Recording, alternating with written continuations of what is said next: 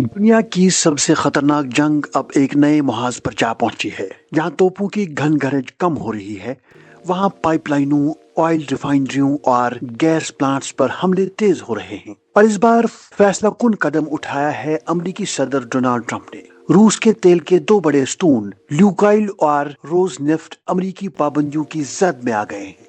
ये वो पाबंदियां हैं जो रूस की मईशत की जड़ पर वार हैं और यूक्रेन की जंग का रुख बदल सकती है। मैदानी जंग में सर्दी आ चुकी है, बर्फबारी शुरू हो चुकी है। यूक्रेन और रूस दोनों के लिए फौजी कार्रवाइयों का सिलसिला सुस्त पड़ गया है। लेकिन पसे पर्दा एक और जंग जारी है, तवानाई की जंग। यूक्रेन रूस की ऑयल रिफाइनरियों पर ड्रोन हमले कर रहा है, जबकि रूस यूक्रेन के पावर स्टेशंस, गैस प्लांट्स और बिजली घरों को निशाना बना रहा है। यही वो नया महाज है जिस पर आने वाले महीनों में असल मुकाबला होगा। ट्रंप हुकूमत ने बिलाखिर फैसला कर लिया है। महीनों की धमकियों के बाद अमेरिकी सदर ने रूस की सबसे बड़ी तेल कंपनियों पर तबाहकुन मुआशी पाबंदियां लगा दी हैं। ये ट्रंप की सदारत का रूस के खिलाफ पहला बड़ा इकदाम है और पैगाम वाजिया है, या तो तवानाई के इंफ्रास्ट्रक्चर पर हमले बंद करो या आलमी मालियाती निजाम से बाहर हो जाओ। यूरोपीय यूनियन के साबिक सफारतकार बालाज यारबक कहते हैं, ये पाबंदियां सिर्फ तेल पर नहीं बल्कि क्रेमलिन की जंगी मशीन पर हमला है। रूस की फौजी ताकत का इन्हिसार इसी दौलत पर है जो रोजाना लाखों बैरल तेल बेचकर कमाई जाती है। रूस का कहना है कि वो दबाव बर्दाश्त कर लेगा, लेकिन हकीकत यह है कि रूस की आधी तेल की पैदावार इन्हीं दो कंपनियों के जरिए होती है जिन्हें अब ब्लैक लिस्ट कर दिया गया है। अगर भारत और चीन ने भी दबाव में आकर रूसी तेल की खरीद कम कर दी तो मॉस्को के लिए अपने फौजियों को तनख्वाहें देना और हथियार बनाना नामुमकिन हो जाएगा। बरतानवी दिफाई तज्जियाकार जैक वॉटलिंग ने कहा, रूस की जंगी ताकत का राज उसका तेल है। अगर ये बंद हो जाए तो टैंक रुक जाएंगे। दूसरी तरफ यूक्रेन ने भी अपनी तवील फासले की पाबंदियां लगा दी हैं, यानी ड्रोन हमले रूस की ऑयल रिफाइनरियों पर। सिर्फ पिछले एक माह में 20% रूसी रिफाइनरियां नुकसान का शिकार हो चुकी हैं।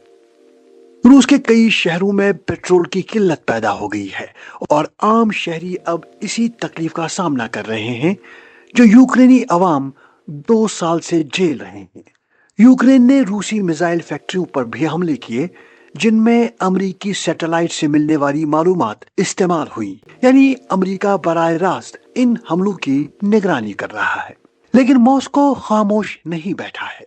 रूस ने एक बार फिर यूक्रेन के बिजली घरों और गैस प्लांट्स को निशाना बनाना शुरू कर दिया है। नतीजा, अंधेरों में डूबा यूक्रेन। चेर्निहिव जैसे बड़े शहर मुकम्मल ब्लैक आउट में चले गए। पानी के पंप बंद, ट्रांसपोर्ट रुक गई और अवाम शदीद सर्दी में महसूर हो गए। कीव के मेयर विटाली क्लेचको ने कहा, ये जंग के दौर के तमाम बरसों में सबसे मुश्किल सर्दी होगी। गैस की किल्लत की वजह से कई शहरों ने अभी तक हीटिंग सिस्टम ऑन नहीं किया और दर्जे हरारत मनफी में गिर रहा है। यूरोप भी दबाव में है। जर्मनी की वजीर मईशत ने खबरदार किया है कि यूक्रेन के मजीद पनाह गुज़ीन यूरोप का बोझ बढ़ा देंगे। यूक्रेन को अपने गैस स्टोर करने के लिए तकरीबन 4 अरब माकब मीटर गैस दरामद करनी है, लेकिन उसके पास $2 अरब नहीं। यूरोपीय ममालिक अब सोच रहे हैं कि क्या रूस के मुंजमद असासे इस्तेमाल करके यूक्रेन को एक बड़ा यानी $163 बिलियन का कर्ज दिया जाए। अगर ये हुआ तो शायद मॉस्को और कीव दोनों मुज़ाकरात पर मजबूर हो जाएं। सर्दी की इस जंग में बंदूकों से ज्यादा असर अब बिजली, गैस और तेल के बहाव का है। ट्रंप की पाबंदियां इस जंग को एक नए मोड़ पर ले आई हैं। रूस के लिए ये सिर्फ मईशत का मसला नहीं, ये उसकी बका की जंग है। और यूक्रेन के लिए ये जिंदगी और अंधेरे के दरमियान जंग है। सवाल सिर्फ ये है, क्या तवानाई की ये लड़ाई अमन की राह हमवार करेगी या दुनिया को एक और सर्द जंग में धकेल देगी।